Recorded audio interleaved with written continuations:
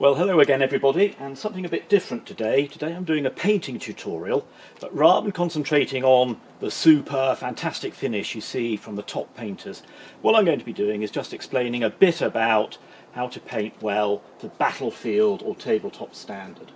And the first thing of course you need is your table you're going to paint on, and here you can see the setup I've got. So I've got my cans of paint and varnish, a bit of water, my brushes, my paints, a bit of super glue.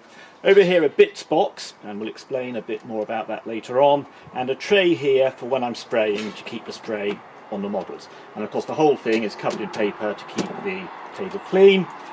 If you're going to be painting for a long time, useful to have a drink with you. A cup of tea here, cheers. And of course you can also listen to a podcast or something like that to keep you going. Personally, I like listening to the Archers, but other people may like other things. I'm doing some new techniques. If you're using new techniques, it's probably best to start on some old models. I managed to get some knights as a job lot, and so these I'm going to be stripping down. You can see the colour scheme on them at the moment. I'm going to strip them down and use these to practice my new techniques. And because they're in a job lot, if I don't do very well, I can always throw them in the bin and start again on some newer models. So, as I say, the first thing we're going to do is strip the paint off, and here's the tools you'll need: a bit of spirit, and a stripping tool. I find the bigger the better. Really get the paint off with that and clean the surface off. One thing with this is I find if you use a really strong spirit or a really strong cleaner, it will really help and give the model a bit of something that looks a bit like battle damage. So that's really good. And here's one of the models I did earlier, and you can see I've stripped it right back now to the grey that it came in. So I stripped the colour off and it's back now to the grey. Now the next thing we're going to be doing is a base coat. A lot of people like to use a spray for the base coat, but I see advantages in using other things, and here's what I use.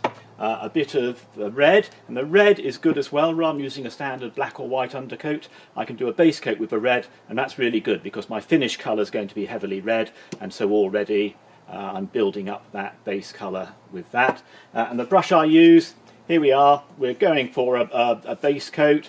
We want to go in a hurry. We're doing a lot to a tabletop standard, so a big brush like that gives you really good coverage, and you can cover that really quickly. And on this side you can see here we are now with the red, a few bits of grey still showing, but don't forget we're only doing this battlefield standard, so that really doesn't matter.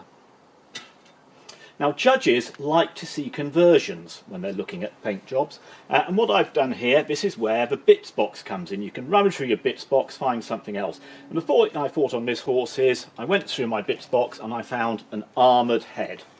Now, a lot of people at this stage would simply cut off the old head and attach the armoured head, and that's all very well, but what I'm going to do is show you something which will make this model absolutely unique. And we're going to go for something, we're going to add a second head, so this model will end up with two heads on the horse.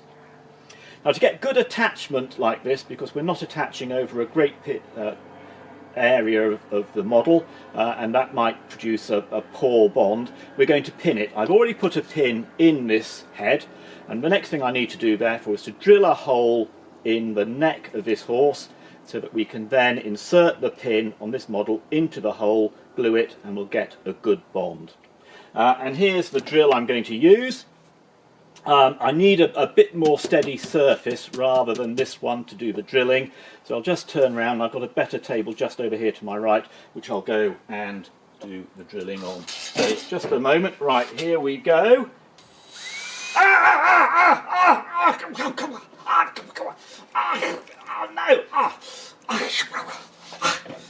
it's all right, there's no damage, nothing's broken. Just a moment, I'll just get my breath back, hang on, here we go, right, okay, nothing damaged, no need to worry, right, I've got my hole now drilled in the model, so we're ready to go, and I can now attach the head. So just a bit of super glue on the pin and on the model, and then we can stick that on there.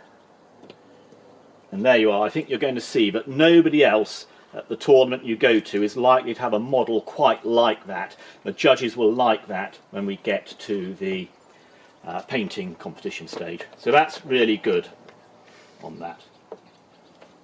Right, the next thing we're going to do is start painting the detail on. As I said, I'd probably do another coat of a red, but the base coat is the red I'm going to use for the bulk of my model, so we can stick with that, and I'm going to put a bit of detail on. And what I'm going to do is a bit of brown for the harness. So I've got my paint ready to go, and I'm going to use a brush. Now, a lot of people have a favourite paintbrush they use, and they swear by it and use it all the time. Here's mine, been with me a long time, really does the biz for me. So, a bit of paint on there. Before I do that, it's sometimes useful just to get a bit of water on your brush before you start. So put a bit of water on, and then in the paint, and then we can start doing a bit of the harness there. And you can see that brown going on nicely where the harness is. Now at this stage, for some of the fine detail, it's useful sometimes to have a magnifying glass. And this is where I find that really helps on this stage doing that model up. So there we go. So there's the paint going on at this stage. So now we're getting the paint on and the model on. When we've done that, and I'm going to go through something a bit faster now, we're going to go from this stage, when we finish the painting, to give it a bit of a seal with a varnish. You don't need to do it, but I find particularly metal models, a bit of a varnish really helps. I'll just clear the area here, so we've got an area to spray on, which won't get damaged. There's my box for my spray to go on, and I'll put the model in there. Now, before you spray, they do suggest that you use a mask. Not really sure what the point of that is, but I went to the kids dressing up box and I found this mask, which is rather fetching, so I'll put that on before I start spraying. There we go. And so just pick up the spray, give it a bit of a shake, and then give it a quick once over like that. Not too much, doesn't need to be too heavy, and there we go on that. Now the other advantage you'll find with using a varnish is that quite often it will make the colours darker, and I think you can see on here it almost makes that red in places look really dark, almost black, and that's another advantage of using the varnish spray. So, having sprayed it, you've got a single model there. Obviously we're going to do a whole troop or a regiment of them. You're next going to go to multi-basing. And for multi-basing, quite often it's really good to get a few rocks or something on there. So there we go. You have to be careful multi-basing. It's sometimes difficult to actually get the models on the base when you multi-base. But again, I think you can see here we've got space there, so we'll just super glue that model on there. And that will look really good stuck on the base there. There we go. And when we get some more, we can do that. And the final thing on the multi-base is going to be a bit of flocking. Again, some people will go for flock from shops. I think for added realism, we can use real grass. So we'll just put a bit of super glue down there. And I've got some grass from the lawn, and we'll stick that on there. Look at that. Now that's absolute realism, isn't it? You can't get realer than that. Real rocks, real grass. And the model's stuck on there. And then when we've done the rest of the models, we can stick them on there. Right, that's it really. And if you're wondering what a unit might look like if you were to follow this technique, here's one I did earlier, a unit of knights based exactly like that, and there's the finished product. And you can see that very quickly you can build an army using these techniques. Right, I hope you've enjoyed that quick run through of some painting techniques, and I hope that will improve your experience going to tournaments and perhaps winning a painting competition or two. Thank you very much for listening.